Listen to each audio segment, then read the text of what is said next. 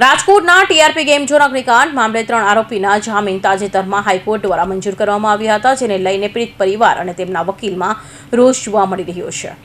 રાજકોટના TRP game zone અગ્નિકાંડ મામલે સમગ્ર મામલે સરકાર દ્વારા સુપ્રીમ કોર્ટમાં અરજી કરીને ત્રણેયના જામીન રદ કરવામાં આવે તેવી માંગ કરવામાં આવી છે. જો સરકાર દ્વારા કરવામાં નહીં આવે તો પોતે વકીલ મારફતે સુપ્રીમમાં લડત આપવાની તૈયારીઓ પણ પીડિત પરિવારોએ દર્શાવી છે. સાથે જ આરોપીઓને સામે કડકમાં કડક કાર્યવાહીની માંગ કરવામાં આવી છે. ડિસ્ટ્રિક્ટ કોર્ટ દ્વારા આરોપીની જામીન અરજી રદ કરવામાં આવી હતી, પરંતુ હાઈકોર્ટ દ્વારા રાજકોટ મનપાના 3 એન્જિનિયર એટીપીઓ રાજેશ મકવાણા, ગૌતમ જોશી અને આસી એન્જિનિયર જયદીપ ચૌધરીની જામીન અરજી મંજૂર કરવામાં આવી છે, જેને લઈ અગ્નિકાંડ પીડિત પરિવારોની લાગણી દુભાઈ છે. આ મામલે સરકાર હાઈકોર્ટના નિર્ણય સામે સુપ્રીમ કોર્ટમાં જઈને જામીન રદ કરાવે તેવી માંગ કરી છે. હાઈકોર્ટ દ્વારા ત્રણેય આરોપીની મંજૂર થયેલા જામીન અરજી રદ કરવા સરકાર સુપ્રીમમાં નહીં જાય તો પીડિત પરિવાર સુપ્રીમ કોર્ટના દ્વાર ખખડાવશે. ટ્રાયલ કોર્ટમાં નામદાર એડિશનલ સેશન જજમાં ટીઆરપી અગ્નિકાંડની આજે મેટર હતી. એ ટ્રાયલની અંદર આજરોજ પ્રોસિક્યુશન દ્વારા એની સુનાવણી કરવામાં આવેલી. જે એપ્લિકેશન આરોપી તરફથી એવી આપવામાં આવેલી હતી કે ડિસ્ચાર્જની એપ્લિકેશન સંભળાય એ પહેલા પ્રોસિક્યુશન છે એ પોતાનો કેસ ઓપન કરે અને એ ઓપનની અંદર સ્પેસિફાઈ કરે કે ડોક્યુમેન્ટ્સ રજૂ કરેલા છે તો એ ડોક્યુમેન્ટ્સ આરોપીને કઈ રીતે લાગુ પડે છે અને શા માટે ડોક્યુમેન્ટ્સ આ રજૂ કરેલ છે. એ ઉપરાંત કયા કયા વિટનેસોને તપાસવા માંગે છે અને કયા વિટનેસ એ પુરાવો આ આરોપી વિરુદ્ધ આપેલ છે. હવે આરોપી નંબર 1 ધવલ અને આરોપી નંબર 4 નીતિન લોધા દ્વારા એપ્લિકેશન આપવામાં આવેલી.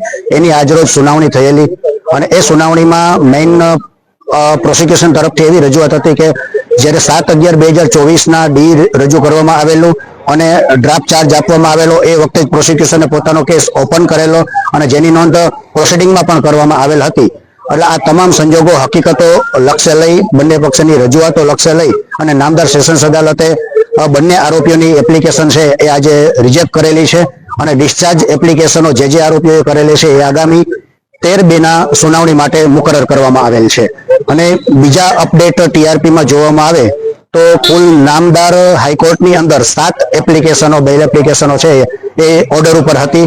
એનો આજરોજ સવારમાં નામદાર હાઈકોર્ટ દ્વારા બેલ એપ્લિકેશનોનો ઓર્ડર ડિક્લેર કરવામાં આવેલ છે અને એમાં 4 આરોપીઓ જેમાં કિરીટસિંહ જાડેજા, અશોકસિંહ જાડેજા ઉપરાંત ઇલેશ ખેર અને મનસુખભાઈ સાગઠિયાની 4ની બેલ એપ્લિકેશન છે એ ટીઆરપી અગ્નિકાંડમાં રિજેક્ટ કરવામાં આવેલી છે અને 3 આરોપી ગૌતમ જોશી, મકવાણા સહિતના 3 જણાના જામીન છે એ મંજૂર કરવામાં આવેલ છે.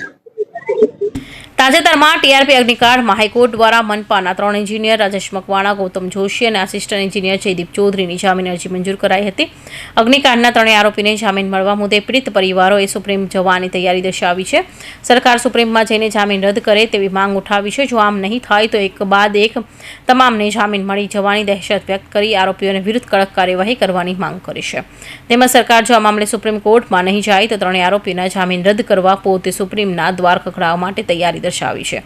આરોપીઓ સામે ડે ટુ ડે કેસ ચાલે તેવી પણ પીડિત પરિવારો દ્વારા માંગ કરવામાં આવી છે. કૌશિક પટેલનો report, Hind TV news, Surat.